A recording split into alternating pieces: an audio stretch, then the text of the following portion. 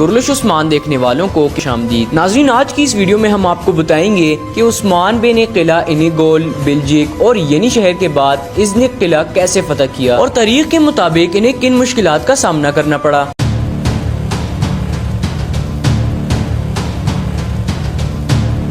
ناظرین، قلعہ انیگول، بلجک اور ینی شہر لینے کے بعد عثمان بے نے اپنی آزادانہ ریاست کی بنیاد رکھی اور اسی کے ساتھ ہی شیخ ادبالی بلجک قلعے میں رہائش پذیر ہو گئے۔ اپنے عدل و انصاف کی وجہ سے عثمان بے نہ صرف مسلمانوں بلکہ غیر مسلمانوں کے دل بھی جیت چکے تھے، اور غیر مسلم جو انیگول، بلجک، ینی شہر میں رہائش پذیر تھے وہ عثمان بے کے انصاف سے بہت متاثر ہوئے، اور اسی دوران سلجوق سلطان علاء الدین کے تخت چھوڑتے ساتھ ہی منگولوں کے ہاتھوں موت ہو گئی۔ سلطان کی موت کے ساتھ ہی اناطولیہ ریاست کئی حصوں میں تقسیم ہو چکی تھی، اور جو علاقہ جس قبیلے کے نیچے آتا تھا وہ وہاں پر حکومت کرنے لگا، اور یہ سب دیکھنے کے بعد عثمان غازی نے اپنے نام کا سکہ جاری کر دیا اور وہاں پر حکومت شروع کر دی، اور اس طرح 1299 میں سلطنت عثمانیہ کی بنیاد رکھی گئی۔ اب عثمان بے ازنک کو فتح کرنا چاہتے تھے اور اس چاہت کی کافی وجوہات تھیں۔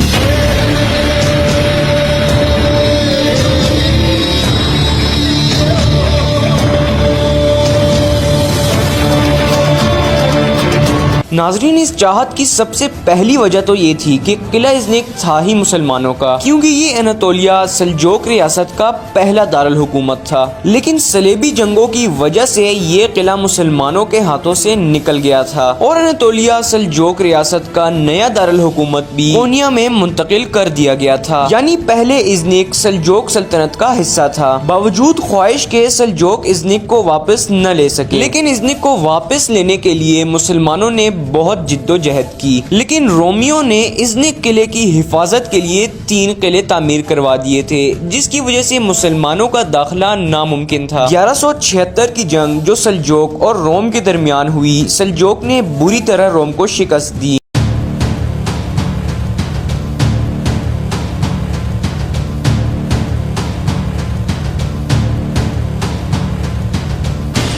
جنگ کے بعد روم کے شہنشاہ نے قلعہ ارسلان کو امن کی دعوت دی۔ دعوت قبول کرنے کے لیے قلعہ ارسلان نے پہلی شرط یہ رکھی کہ یہ جو قلعے ازنک کی حفاظت کے لیے بنائے گئے ہیں انہیں ہٹا دیا جائے۔ اس کے ساتھ ساتھ روم کے شہنشاہ کو قلعہ ارسلان نے یہ یقین بھی دلایا کہ ہم کچھ عرصے تک ازنک کو فتح کرنے کی کوشش نہیں کریں گے۔ اسی کے ساتھ ساتھ قلعہ ارسلان نے شہنشاہ کو یہ بھی کہا کہ ازنک ہمارا ہے، کیونکہ یہ مسلمانوں نے تلوار کے زور پر حاصل کیا ہے، اور مسلمان جو چیز تلوار کے زور پر حاصل کر لیں وہ تا قیامت انہی کی رہتی ہے۔ ناظرین، سلجوق تو ازنک قلعوں کو فتح نہ کر سکے، لیکن عثمان بے ازنک قلعے کی فتح چاہتے تھے۔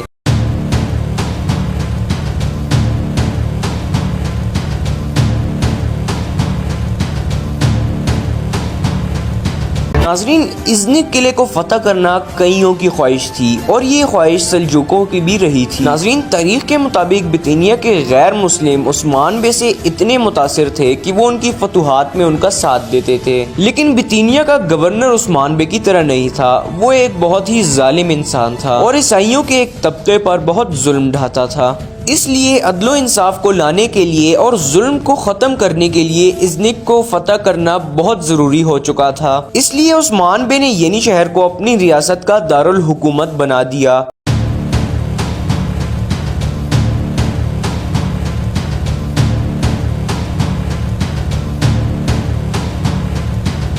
ناظرین، عثمان بے نے ینی شہر کو دارالحکومت اس لیے بنایا تاکہ وہ ازنک کی فتح کو آسان بنا سکے۔ ازنک کو فتح کرنے کے لیے عثمان غازی نے ازنک کے اطراف میں عارضی خیمے بنانا شروع کر دیے تاکہ ازنک کی رسد کو روکا جائے، جس سے فتح میں آسانی ہوگی، لیکن ازنک کے گورنر نے یہ دیکھتے ہی شہنشاہ ایندرینکوس سے مدد طلب کر لی، چونکہ شہنشاہ یہ جانتا تھا کہ عثمان بے نے کافی فتوحات حاصل کر لی ہیں، اس لیے اب شہنشاہ کو یہ بھی پتہ چل گیا تھا کہ اگلی جگہ جس کو عثمان بے فتح کریں گے وہ ازنک ہوگی، اور اب شہنشاہ کو ازنک ہونے کا ڈر محسوس ہو رہا تھا، اس لیے اس نے ایک منصوبہ بنایا، اور اس منصوبے کے تحت اس نے 7000 سپاہیوں پر مشتمل ایک فوج اکٹھا کر لی، اور یہ فوج بحری جہاز کے ذریعے ازنک روانہ کر دی گئی۔ شہنشاہ نہ صرف ازنک کو بچانا چاہتا تھا بلکہ جو علاقے عثمان بے نے تلوار کے زور پر حاصل کیے تھے وہ علاقے بھی عثمان بے سے چھیننا چاہتا تھا۔ 7000 سپاہیوں پر مشتمل اس فوج کے علاوہ بھی شہنشاہ نے برسا کے گورنر کو خبر بھیجی کہ وہ اپنی فوج کو بھی تیار رکھے تاکہ ان کی فوج بھی ایک طرف سے عثمان بے پر حملہ ور ہو۔